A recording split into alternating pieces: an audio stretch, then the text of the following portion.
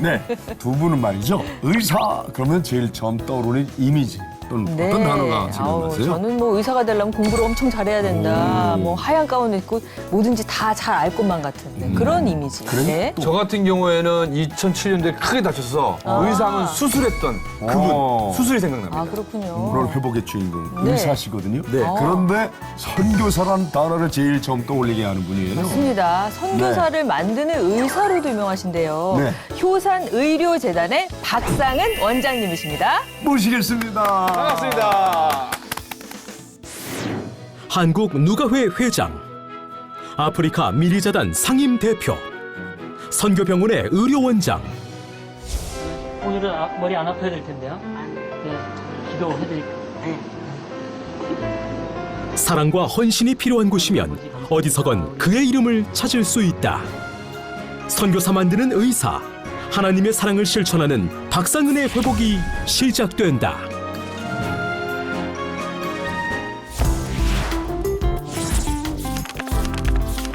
별명이 미소천사라고 한 번씩 웃어봐 주세요. 본인은 안 가고 남은 아프리카로 보내는 의사입니다. 제가 조연입니다. 오는 서클 안에 핵심 멤버가 됐어요. 상상이 안 가는데. 그때 그 별명이 이제 브루스 박이라고 하죠. 우리가 생각하는 것보다 더 놀라운 하나님의 축복을 이제 받을 수 있기 때문에 이제 선교제에 간다는 것 또 하는 것이 실은 가문의 영광이죠.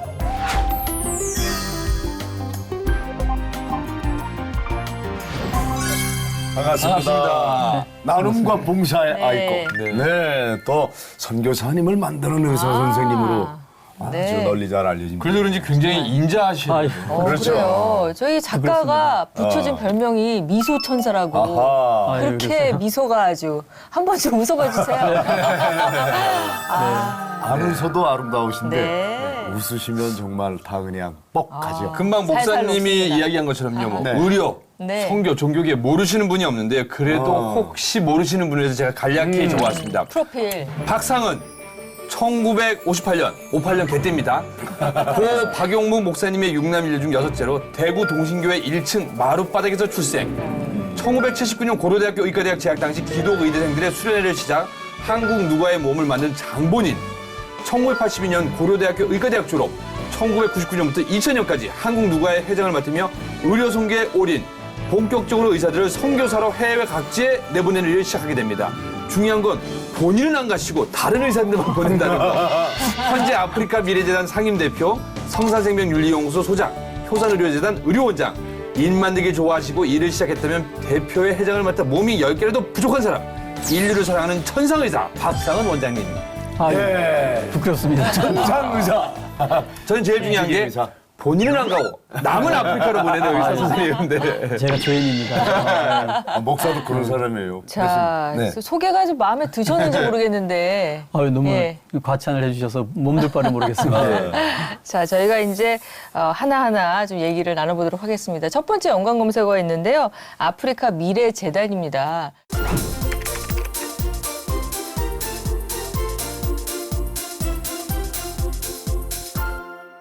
저희가 프로그램 그 전에 아프리카 미래재단 분이 한 2분 나오셨어요. 정도 김현철 박사님. 예. 어떻게 시작하신 거예요? 관련돼 있는 분들이에요. 그러게요. 실은 이제 아프리카에 관심을 갖게 된 게 실은 네. 북한을 좀 드나들다가 북한을 더 이상 갈 수 없는 이제 2007년도에 이제 마침 아프리카에 의과대학을 세우려는 선교사님께서 찾아오셔서 네. 좀 도와달라는 그런 부탁을 했는데 실은 뭐 저희로서는 그럴 만한 뭐 여건이 아니었습니다만은 그래도 한번 가서 보자. 네. 그래서 저희 이제 샘병원 식구들이 같이 아프리카를 한번 방문해 보니까 늘 말로만 들어왔지만 막상 가보니까 정말 너무 힘들더라고요. 특히 에이즈가 많아서 뭐 국민의 어떤 나라는 한 40%, 뭐 두 사람 중에 한 사람이 에이즈인 그런 나라들도 있을 정도니까요. 그래서 정말 이게 아니구나. 내가 뭔가 일할 만한 정말 가치가 있고 그런 필요가 있는 나라라는 생각이 들면서 저희가 이제 아프리카 미래재단이라는 그런 법인을 만들었어요. 그래서 외교통상부에 이제 등록을 하고 2007년도부터 이제 본격적인 일을 하게 됐는데 저희가 뭐 무슨 뭐 가진 게 있거나 뭐 돈이 있거나 이게 아니라 정말 좋은 저희 후배들 또 동료들이 있어서 지금까지 이렇게 일을 하게 된 것 같습니다. 네. 왜 프로젝트 말라이죠? 네. 김현철 대표. 네네. 예, 네. 저희도 이 몸에 와서 얘기도 했는데 요즘 그렇죠. 어떻게 돼가고 있습니까? 네, 궁금하네요. 그 프로젝트 말라위는 이제 저희가 그 국제 빈곤 퇴치 기금이라고 우리가 해외 여행 갈 때 비행기 티켓 값에서 네. 한 사람당 1,000원씩 몰래 떼요. 그래서 네. 그거를 한 200만 명 거를 모아서 저희들한테 주셔가지고 그게 모아서 네, 그 국제 빈곤 퇴치 기금이라 그래서 그걸 가지고 이제 말라위에서 3년 동안 사역을 잘했습니다. 그래서 에이즈 예방 프로그램도 하고 또 이제 모자 보건 사업. 그래서 신생아 사망률도 줄이고 또 산모들 이게 이제 아기 놓을 때 에이즈가 아이들한테 감염이 되거든요. 네. 그래서 이제 그거 예방하는 사업을 잘 마쳤고 지금은 그 후속으로 또 말라위에서 이제 코이카 프로젝트를 지금 계속 이어서 간호사도 키운다고 하고 있습니다. 네. 그래서 실은 이제 뭐 김현철 네. 교수 같은 아주 우리나라의 젊은 아주 열정을 가진 뭐 의사도 있지만 의사 아닌 뭐 국제 개발에 관심이 있는 저희 후배들이 아주 열심히들 하고 있습니다. 아프리카 미래재단이 이제 겨우 창립 17년에 7년. 10년이 안 됐어요. 네. 그럼요. 그런데도 이렇게 정말. 엄청난 놀라운 열매가 네. 있는 거 이게 도대체 어떤 일입니까? 이게 어떻게 된 겁니까? 뭐 정말 이제 하나님의 은혜라고 정말 생각이 되고요. 네. 이 아프리카에 이렇게 물꼬가 터진 게 실은 얼마 되지 않는데 저희가 이제 아주 타이밍을 잘 맞춘 것 같고요. 우리나라 정부 입장에서도 네. 이제 우리나라가 ODA 그 사업을 해야 되는데 네. OECD 국가 중에서 이제 우리나라에 또 위상이 있지 않습니까? 필요하죠. 그래서 아프리카를 도와야 되는데 이제 도울 만한 어떤 통로가 되는 NGO가 뭐 많이 있습니다만 그 중에 그래도 아프리카만 전문으로 하는 이런 NGO가 생기니까 정부 입장에서도 또 아주 반갑게 반갑게 생각을 해주시고 많은 또 도움을 주셨죠. 일이 이렇게 커지려고는 처음에는 상상을 못 하셨을 것 같아요. 그렇죠, 네. 예. 근데 이제 하나 일을 하게 되면 그다음에 또 이게 또 이제 그 새끼를 치지 않습니까? 그래서 저희는 처음에 이제 말라위만 생각을 네. 하다가 그게 이제 지금은 잠비아 또 짐바브웨 그리고 이제 뭐 탄자니아, 에티오피아 이렇게 해서 와. 한 7개 나라로 이렇게 좀 이게 일이 퍼졌습니다. 그래서 네. 역시 이렇게 생명력이 있는 것 같아요. 생명은 또 이제 번식을 하니까 네. 네. 또 그만큼 또 좋은 우리 후배들이 또 이렇게 모여들고 네. 그래서 아주 열심히들 일을 하고 있습니다. 예. 네. 네. 정말 어떻게 보면은 의사라기보다는 의료 선교사. 선교사. 예. 선교사라는 그런 말이 더 어울리는 네. 것 같은 네. 그런 느낌이 드는데요. 그러니까 뭐 선교사님들을 돕는 역할을 하는 거죠. 선교사죠, 뭐. 예, 그래서 저희가 다음 검색어도 네. 선교사로 한번 네. 잡아봤습니다.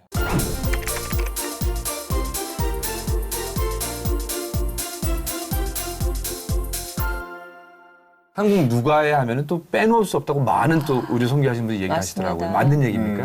그렇죠. 지금 한 100여 가정이 전 세계 선교사로 나가 있거든요. 이제 의사 출신들로만 해서 그래서 어쩌면 저희가 아프리카 일을 이렇게 나름 이제 열심히 네. 할 수 있는 그 배경에는 그 누가베를 통해서 이미 그 선교 마인드로 무장된 저희 후배들이 요소요소에 이렇게 이렇게 훈련을 받고 있다가 네. 이제 어떤 프로젝트가 생길 때 그 지원을 해줘가지고 가능한 것 같아요. 예. 그래서 실은 이제 누가베가 저희가 79년도에 처음 준비를 해가지고 예. 이제 80년에 첫 수련회를 모였었거든요.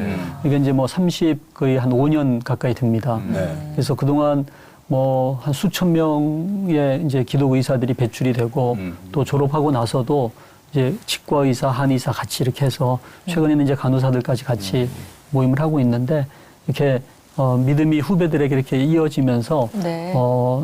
저희도 생각지 못한 그런 큰 많은 열매들을 맺는 것 같아서 저도 네. 너무 뿌듯하고 이제 감사를 드리죠. 그러니까 뭐 처음에 말씀하셨다시피, 그러니까 본인은 안 가시고 이제 한 분씩 지금 아프리카로 보내고 그중에 계시거든요. 뭐 김현철 대표도 보내고 김수지 총장님도 보내고 여러 명 예. 보내셨어요. 네, 실은 이제 제가 그런 얘기를 여러 번 들었어요. 또 이제 북한이 그때 낮은 선봉의 그 경제 자유 네, 이제 구역이 되면서 예. 거기 해외 기업들을 받기 위해서 이제 우리나라에다가 이제 의료기관을 세워달라는 요청을 그때 받았었거든요. 왜냐하면 이제 해외 기업이 왔을 때 이제 직원들이 치료할 만한 병원이 없으면 해외 기업이 안 들어오잖아요. 그래서 이제 낮은 선봉에 병원을 세우는데 의사를 이제 구해달라는 요청을 제가 받았어요.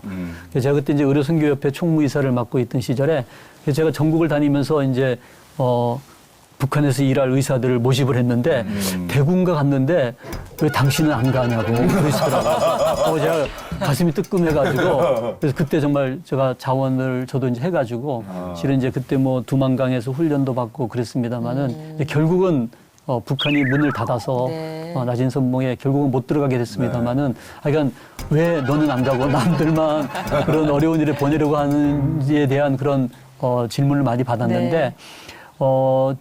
또 선교지에 나간 제 동료 선교사들이 너는 들어오지 말라 그러더라고요. 왜냐하면 이곳은 우리가 얼마든지 잘할 수 있는데 오히려 한국에서 교두보 역할을 해줘. 그렇죠. 네. 그 선교지에 좀 센터로도 사람도 좀 보내고 또 여러 가지 어떤 뒤에서 지원하는 그 사명이 더 중요하다. 그거는 또 아무나 하기가 또 어렵지 않느냐 이러면서 네. 또 저를 또 위로해 주시는 또 선교사님들도 계셨습니다. 저희가 금방 나가는 이 내용을 막 확성해갖고 세상에 알려드리겠습니다. 그래서 이곳에 예. 출연했던 두 분, 네. 예, 예. 우리 김수지 총장님과 김현철 대표가 대표. 네. 이 자리에서 한 얘기 잠깐 저희가 모아봤거든요. 그래요? 지나가죠.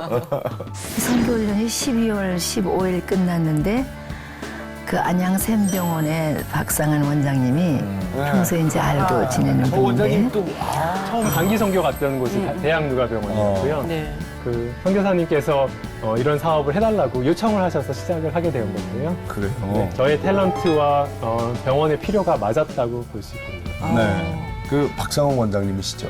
네, 저를 데려가신 분이 박상원 원장님. 그래서 그분 지금 전화로 연결해봤어요. 부르면 나올걸요? 저 박 원장님. 한번 불러보세요. 박상원 원장님. 네. 아이고, 안녕하세요. 반갑습니다. 말라이 프로젝트 효과가 나오기 한 달 전이라고 얘기를 하셨거든요. 네. 근데 같이 우리 박 원장님 같이 다녀오시고 보니까 이렇게 말라이가 좀 변화하고 있다는 게 좀 느껴지십니까? 그럼요. 네. 지금 실은 그때만 해도 우리나라의 말라위가 거의 알려지지 않았었어요. 네네. 근데 이제 우리가 프로젝트 말라위를 하면서 또 젊은 친구들이 드나들고 또 갔다 온 얘기들을 뭐 블로그에도 올리고 또 어떻게 또 언론에서도 알면서 이제 많은 사람들이 관심을 가지게 되고 그 에이즈 예방 사업이 정말 제대로 된 사업은 아마 저희가 처음이 아닌가 싶어요. 네. 그래서 모자 보건 사업하고 그 두 가지는 아주 제대로 지금 자리를 내리고 있다 이렇게 생각을 합니다. 사실은 저 때 되게 궁금했어요. 과연 어떤 분위기에. 죄송한데 저는 그분이 화술이졌나 아니면 사기꾼 같은 엄대라고. 근데 왜 그분만 만나면 자꾸 갈까 했는데 바로 이분이시요.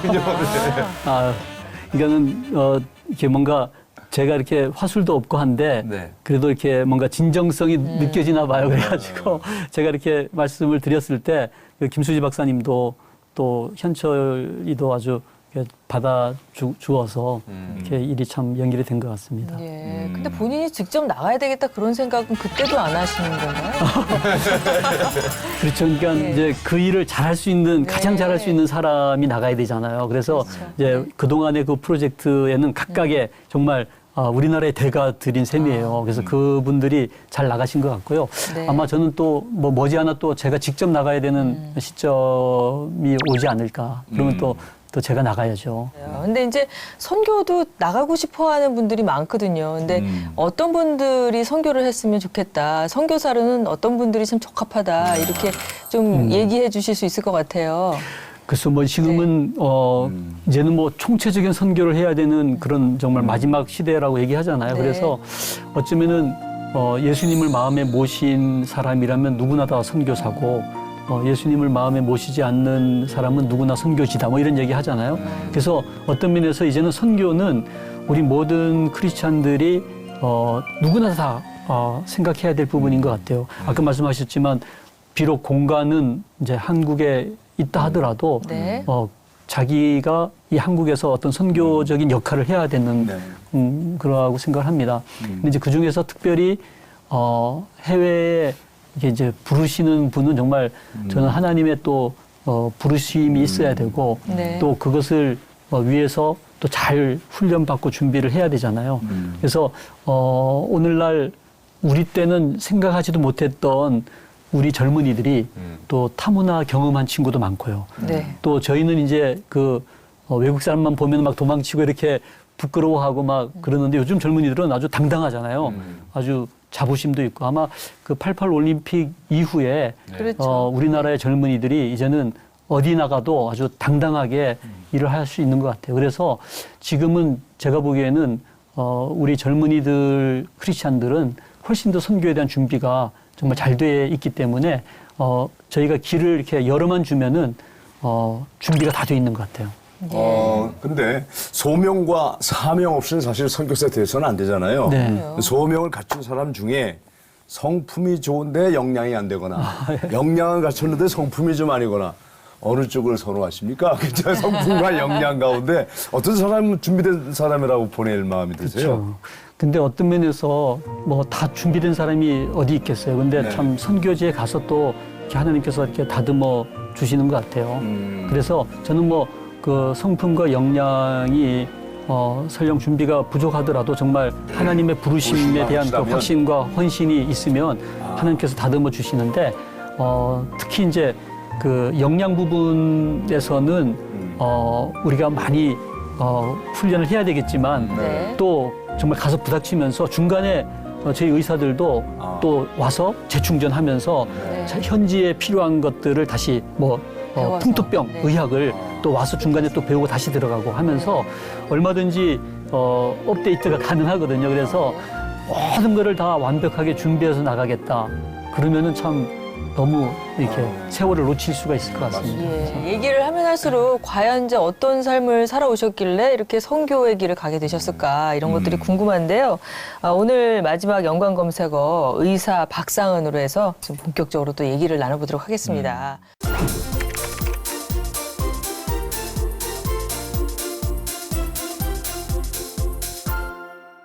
아까 처음에 이렇게 소개해드렸는데 교회 마룻바닥에서 태어났다고요. 정말입니다. 네, 네. 아들로서. 네, 저희 아버님이 목사님이셨는데 이제 부흥 집회도 많이 다니셨던 이제 네네. 부흥사였고요. 이제 특히 개척교회.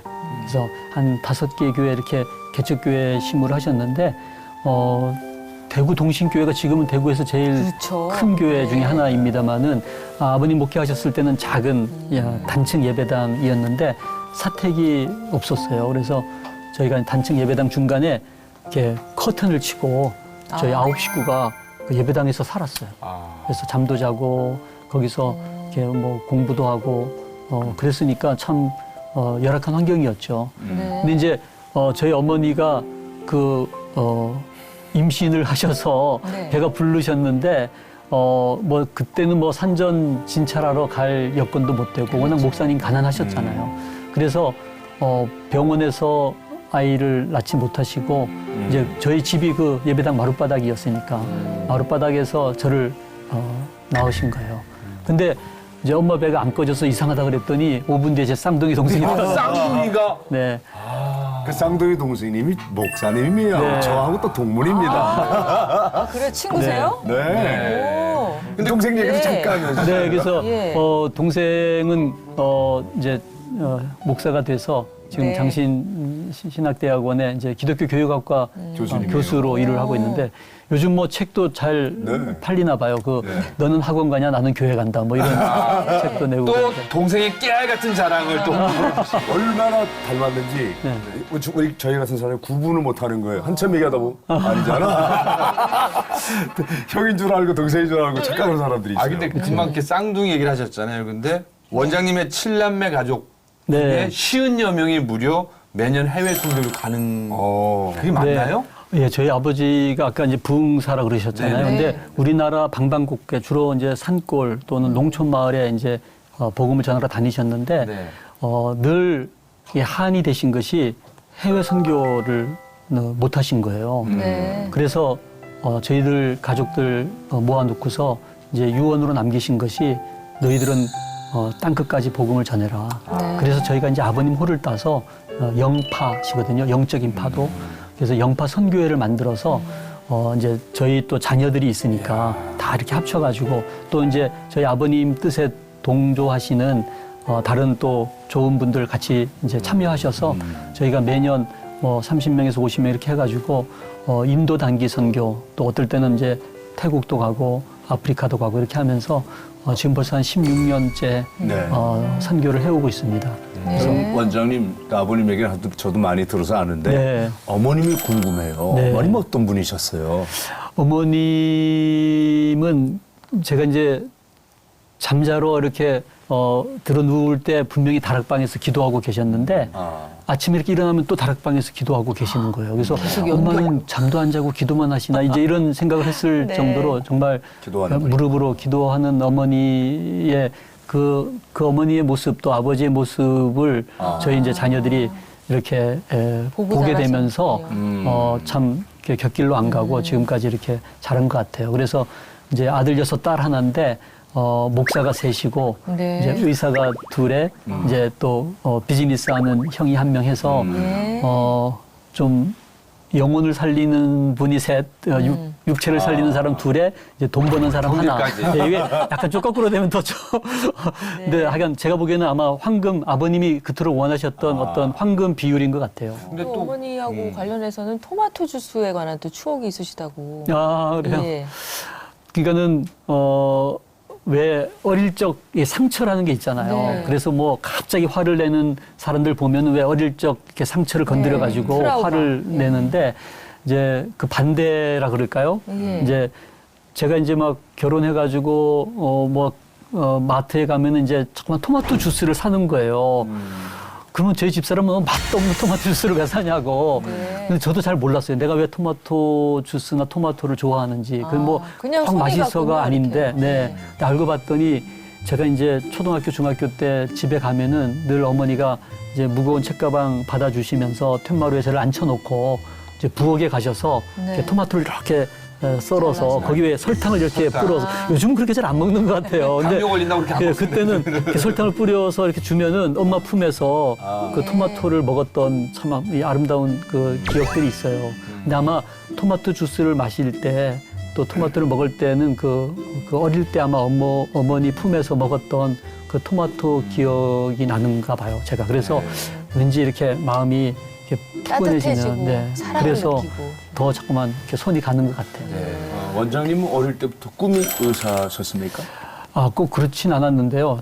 제가 아마 중학교 때까지 이제 상대를 가고 싶어 했던 예. 마음도 있었어요. 근데 예.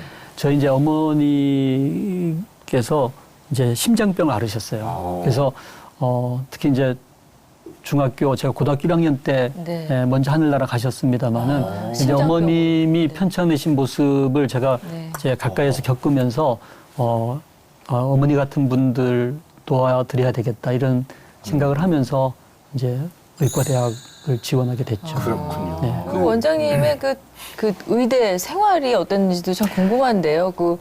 글쎄 공부만 하시다가 별로 이렇게 놀아보지도 못하실 것 같기도 하고. 네. 제가 실은 이제 고등학교 예. 때까지 뭐 교회하고 집하고 학교를 왔다 갔다 하다가 이제 대학을 들어가서 정말 이제 별천지가 펼쳐지더라고요. 그래서 별천지요? 여러 좋은 선교 단체들이 많은데 네. 조금 이렇게 마음에 뭔가 좀 세상을 경험해 보고 싶은 그런 좀 이렇게 유혹이 생겼다 그럴까요? 고대에 가면은 막걸리들 많이 먹고. 네, 그래서 많이 여러 서클 중에서 마시는 좀 이제 대학이죠. 이름은 봉사 서클인데 조금 이게 잘 노는 서클을 갔어요. 거기에서 이렇게 봉사를 가면은 또 나이트 클럽 같은 이제 음주 가무가 좀 따르죠. 예, 그렇죠. 그 조명 기구도 막 그 트럭에 싣고 가가지고 교실 2개를 터가지고 막 밤새 춤추는 그런 이제 봉사도 하고 놀기도 하자는. 그렇죠. 그래서 네. 좀 빨리빨리 이제 봉사하고 집에 보낸 다음에 이제 초저녁부터 그냥 이제 막 술 마시면서 이렇게 춤추는 그런 좀 서클 생활을 했었는데 참 그때는 제가 거기에 좀 회장도 맡으면서 아주 막 좀 노는 서클 네. 안에 핵심 멤버가 됐었죠. 상상이 안 가는데. 그때 그 별명이 제가 브루스 박이라고. 근데 이렇게 토요일 날도 밤늦게 새벽까지 어떨 때는 막 술도 마시고 막 젊다 춤을 보니까. 추고 그리고 교회 가는 거예요. 그 교회 또 성가대도 하고 그게 가능하더라고요. 이게 이중 생활이. 요즘 그래서 저도 이게 저의 그 어떤 과거를 생각해 보면서 우리 젊은 후배들 또 젊은 친구들이 야 그런 생활이 가능하겠다. 그리고 저도 그렇게 늘 좀 이제 돌아보게 됩니다. 이게 교회 갈 때의 모습하고 과연 나의 실제 삶의 모습이 일치하는가. 이제 그러다가 실은 제가 이게 본과 1학년 때죠.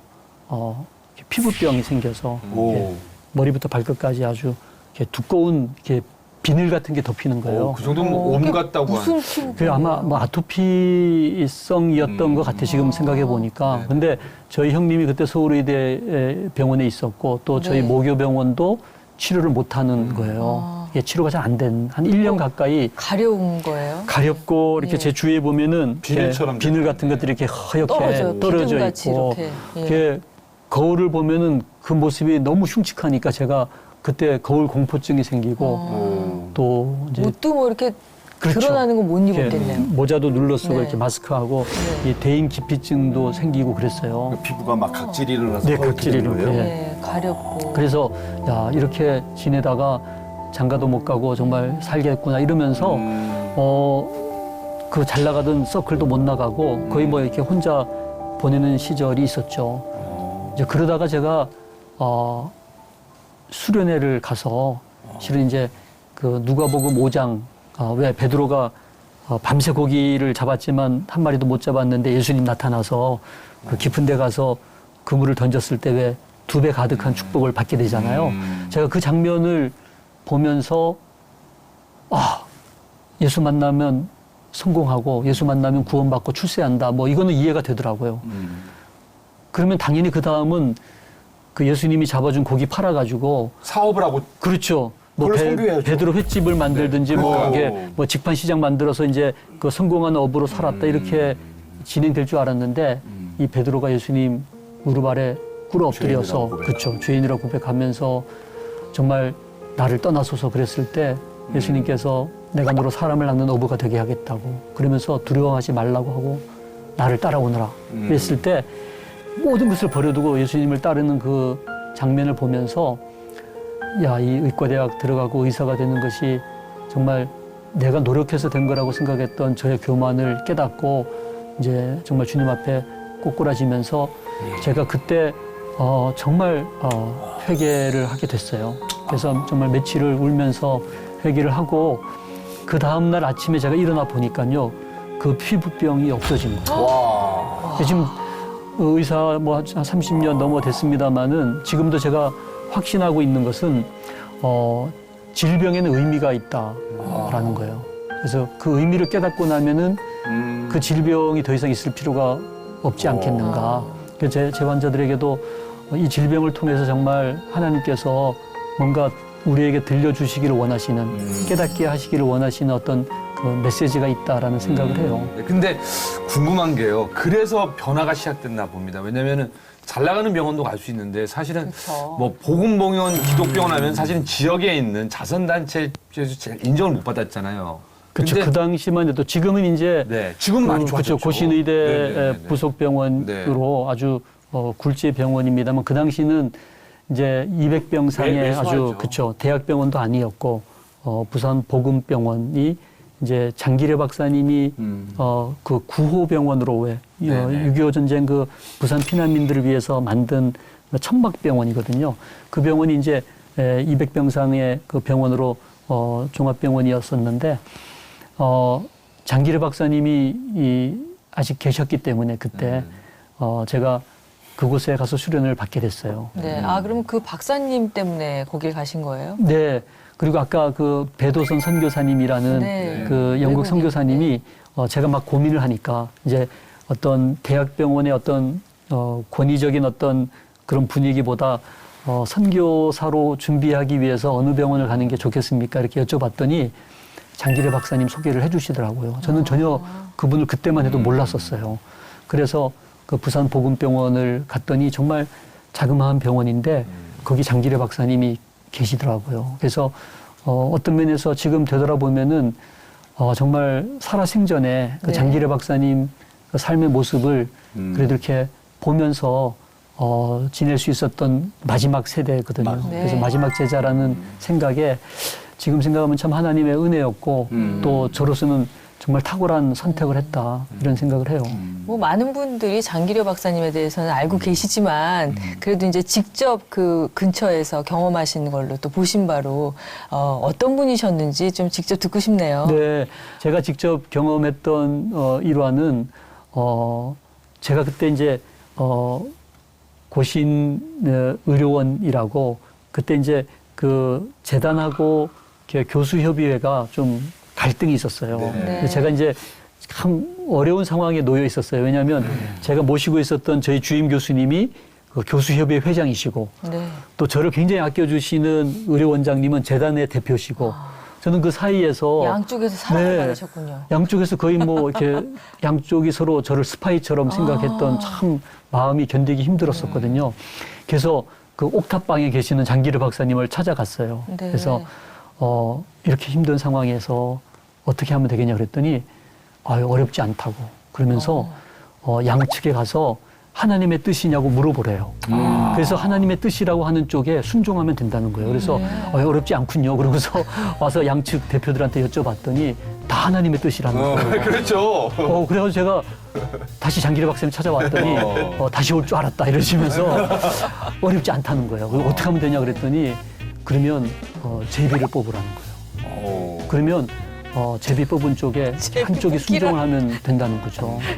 그게 참 그렇군요. 우리가 내려와가지고 양쪽의 어르신들한테 얘기를 했더니 완전히 저를 이렇게 정신 나간 사람 취급을 하더라고요. 왜냐면 제비뽑기를 하라 그러면 그렇죠. 말이 되나요? 근데 정말 지금 생각해 보면 그 네. 장기르 박사님의 말씀이 옳으셨어요. 근데 그 말씀을 받아들이기에는 우리가 너무 이렇게 때가 묻은 거예요. 네. 정말 너무 순수하신 자기 분이시죠. 의지를 네. 내려놓으라는 얘기고. 어디 가든지 간에. 그 마띠아 제비 뽑기로 결정했잖아요. 제비 뽑기로. 그 성소적이에요. 그쵸. 그러니까 서로 싸우지 말고 네. 그 장기레 박사님의 정말 그 변함없는 그 원칙은 지혜인데. 평화하라, 화평하라. 그렇죠. 예. 참 그 말씀이 네. 지금도 저에게는 아주 중요한 저의 삶의 원칙이에요. 그래서, 그때 지고 살더라도 양보하면 되니까 그렇죠. 그럼요. 네. 제비뽑기를 하셨어요. 그래서 그래서 못했죠. 못해서 결국 이제 그게 이제 발단이 돼서 네. 결국은 제가 이제 그 고신의대 교수직을 이제 그만두고 예. 이제 그 학교를 떠나게 됐습니다만은 또 그것도 또 하나님께서 또 계획하신 인도해 거죠. 주시는 그런 네. 여정이었다고. 하지만 학교는 떠났지만서도 그 장기려 박사님의 마음을 갖고 떠나셨기 때문에 청출어람이 되셔서 네. 이제 해외 선교에 정말 의사를 보내는 또 선교사가 되고 또 해외 파송자가 됐잖아요. 그렇죠. 장기르 박사님은 실력으로도 아주 탁월한 우리나라의 최초의 그 간 절제술 또 간 이식을 준비하셨던 탁월한 의사이시면서도 또 마음이 얼마나 환자들을 섬기시는지 그리고 이런 환자 진료만이 아니라 어떤 사회적인 악을 고치시기 위해서 그 청십자 의료보험 그렇죠. 그래서 이 사회적인 어떤 구조조차도 이렇게 변혁을 시키시려고 하셨던 저희로서는 정말 이렇게 다다르기 어려운 그런 모범을 보이신 그렇죠. 분이세요. 그러니까 육체의 질병만 고치는 분이 아니라 사회 질병을 그렇죠. 고치는 네, 영혼도 고치시고. 영혼의 의사.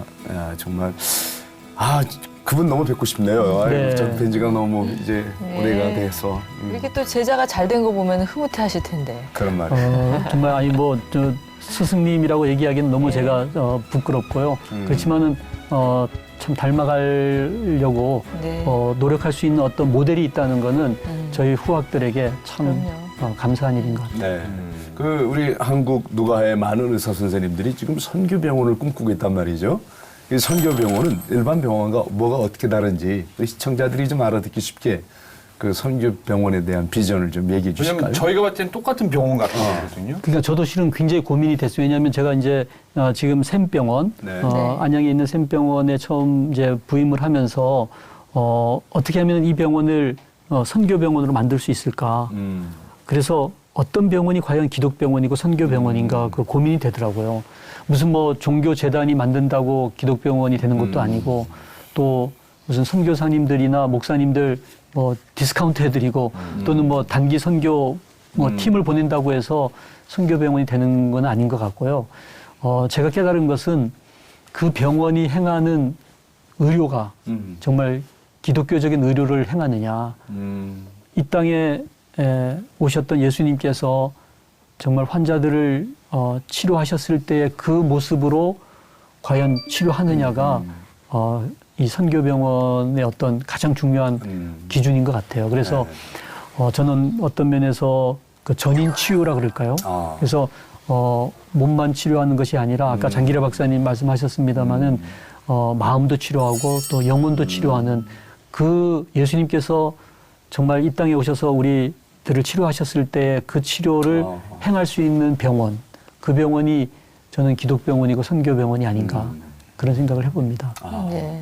정말 그 의사로 사시면서 또 선교의 길을 가시면서 어찌 보면 이제 물질적인 뭐 부와 명예보다는 이제 선교 쪽으로 더 이렇게 힘을 쓰고 계시는데 그러니까 주변에 이제 같이 공부를 했던 친구들하고 이렇게 돌아보면은 조금 뭐 이렇게 아쉽거나 후회되거나 인간적으로 그런 마음은 전혀 안 드셨는지 모르겠어요.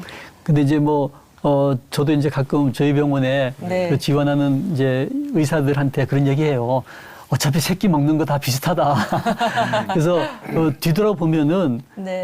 하나님께서 다 채워주신 것 같아요. 오히려 네. 더 풍족하게.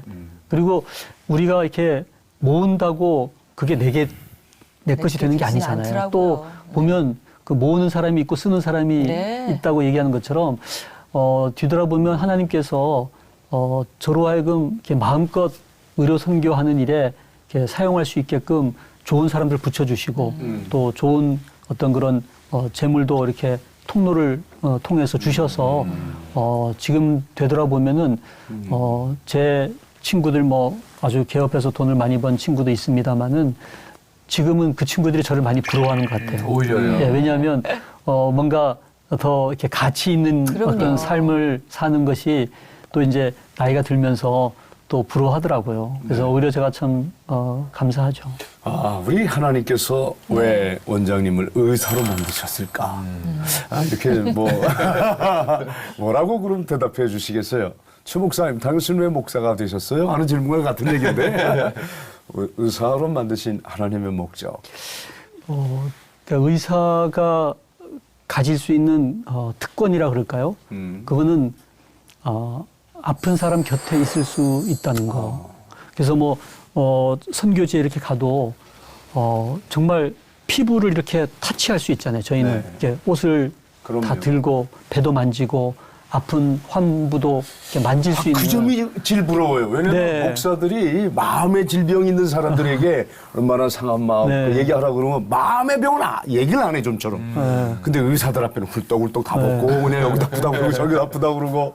그렇죠. 이렇게 좀 이렇게 터치를 하게 되면은 정말 이렇게 체온도 전달되면서 네. 그러면서 그 다음에 이제 마음을 또 열어요. 그래요? 예, 그래서 저는 이제 목사님은 영혼을 고칠 수 있지만 육체를 고치기는 이제 어려우실 텐데 저희는 잘만 열심히 하면은 이제 육체도 타치하면서 마음도 열고 또 그 안에 또 영혼에 대한 갑자기 목사님 부러워지죠. 내가 그럼 의대를 다시 가셔야겠네요. 그러니까 신학교 다닐 때 몇 번 결심했다니까 차라리 내 지금이라도 다시 예비고사해서 의과대학을 가 이 마음을 많은 목사들이 가졌었어요. 이 부분이 부러워서. 목사님 밑에 수많은 의사들이 이렇게 다 그래서 어떤 면에서 이렇게 곁에 있을 수 있다는 거. 그래서 저는 이제 내과 의사인데 어쩌면 이제 외과 의사들은 또 이렇게 수술하잖아요. 수술 쫙 하고 아주 이렇게 폼 잡을 기회가 있어요. 근데 저희는 뭐 그런 어떤 드라마틱한 것보다는 왜 그 만성 질환들 네. 저는 이제 신장 내과니까 특히 그 혈액 투석하시는 분들 이렇게 끝까지 임종의 순간까지 이렇게 곁에 있어야 되는 경우거든요. 근데 어떤 면에서 이렇게 드라마틱하게 해줄 게 없기 때문에 더더욱 이렇게 겸손할 수밖에 없고 그리고 환자 곁에서 마지막 임종의 순간까지 옆에 있을 수 있는 그런 직업이라는 거 그게 참 감사하더라고요. 지금 선교도 하시고 또 의료에서 또 많은 또 나눔도 갖고 네. 또 거기서도 또 이렇게 믿음을 전하시잖아요. 근데 네. 보니까 지금도 되게 젊어 보이세요. 근데 그렇다면은 또 이렇게 꿈을 갖고 있기 때문에 젊어 보인다는 생각이 드는데요. 하시고 싶은 것도 좀 많으실 것 같다는 생각이 들거든요. 그래서 저의 그 꿈을 저는 이제 그냥 앞글자로 3가지를 이제 그냥 요약해서 늘 기억을 해요. 이제 전생의 비전이다. 그래서 이제 전인 치유. 네. 그래서 네. 아까 말씀하신 정말 육체만 치료하는 것이 아니라 우리 주님처럼 어떻게든 마음과 영혼을 좀 타치하는 의사가 되고 싶은 그런 욕심이 있고요. 생은 이제 생명윤리. 그래서 왜 요즘 낙태, 인간 복제 문제, 안락사 문제 뭐 여러 가지 이런 이슈들이 많이 있는데 정말 자기 스스로 자기의 생명을 지켜내지 못하는 연약한 생명, 뱃속의 아이라든가 아니면 뭐 치매 환자 또는 뭐 중증 장애인들 뭐 이런 분들 누군가가 그 생명을 지켜내야 되는데 네. 저는 그게 이제 생명윤리라고 봐요. 근데 장기래 박사님 호가 성산인데 저희가 이제 성산 생명윤리 연구소를 만들었어요. 장기래 박사님 저희가 이제 기념을 하면서 제가 이제 그 소장을 맡고 있습니다만은 어떻게든지 이 생명윤리가 너무 지금은 땅에 떨어져 있어요. 일단 자살도 많고 왜 생명을 소중하게 여기지 못하는 이 경시풍조가 많은데 그 부분에서 좀 이걸 일깨워야 되겠다는 그런 생각을 하면서 여러분들이 지금 애를 쓰고 있거든요. 그리고 마지막 의의는 이제 의료 선교. 그래서 이제 뭐 북한 또는 이제 아프가니스탄을 비롯한 중앙아시아 그리고 이제 아프리카까지 이 의료 선교 이렇게 세 가지가 저의 꿈이에요. 그래서 뭐 너무 좀 저로서는 과분한 꿈을 꾸고 있는 건데 그 세 가지의 꿈을 남은 인생이 언제까지일지 모르지만은 이렇게 좀 펼쳐보고 싶은 그런 다 생각이 이루어질 것 같습니다. 하나도 네. 남김없이 다. 자, 이 박 원장님한테 회복이란 어떤 것인지 듣고 싶네요. 네, 마무리 말씀. 네. 네. 자, 뭐 특히 요즘 이렇게 마음 아파하는 우리 참 국민들이 많잖아요. 네. 그래서 저는 회복은 하나님께서 이렇게 만져주시는 거라고 봐요. 결국 우리가 할 수 없더라고요. 또 의사도 환자들의 마음속에 평화를 줄 수가 없어요. 근데 정말 하나님께서 만져주시면 되니까 저는 회복은 하나님의 만져주심. 네. 그래서 우리 국민들 마음속에 하나님의 만져주심을 통해서 회복이 됐으면 좋겠고요. 그리고 이제 특히 아픈 환우들, 제가 의사니까 정말 저희 병원에 그 암 환우도 많고 또 이제 호스피스 병동에 이제 임종을 또 기다리는 환우들도 있는데 그분들 주님께서 만져주셔서 회복이 됐으면 좋겠고요. 또 스스로 자기 생명을 지켜내지 못하는 그 연약한 생명들 주님 만져주셔서 정말 우리 같은 그런 인격체로 존중받으면서 그렇게 회복이 됐으면 좋겠다 이런 생각을 해봅니다. 네. 그리고 이제 요즘은 이제 제가 아프리카를 다니니까 아프리카에 정말 수많은 우리의 어려운 형제들이 있잖아요. 근데 그분들이 우리가 물론 뭐 약도 주고 또는 뭐 이렇게 먹을 것도 줍니다마는 그것으로는 절대 해결되지 않는 그런 공허함, 그런 마음을 하나님께서 이렇게 만져주시면 아프리카까지 또 회복이 될 거라고 믿습니다. 네, 감사합니다. 똑같은 말씀도 의사 선생님이 하시니까 배나 갑절로 은혜가 되네요. 네. 주님과 같이 내 마음 만지는 분은 없습니다. 아멘. 아멘. 이 한마디로 오늘 회복 정말 큰 은혜와 감동의 시간이었습니다. 자, 우리 좀 우리 마지막을 원장님께서 회복을 네. 원하는 많은 우리 시청자들 위해 기도해 주시고 마무리할까요? 아, 네. 네. 참 의사가 되시는 주님, 이 시간 마음 아파하는 우리 모든 국민들 마음을 주님 만져주옵시고 아멘. 특별히 병상에서 힘들어하시는 우리 환우들 몸과 마음을 주님 어루만져 주시옵소서. 아멘. 그래서 이 땅이 정말 하나님께서 기뻐하시는 아름다운 땅, 회복의 땅으로 변할 수 있도록 주님 은총을 내려 주옵소서. 우리를 도구로 사용하여 주시옵소서. 감사드리며 예수님 이름으로 기도했습니다. 아멘. 감사합니다. 감사합니다. 고맙습니다.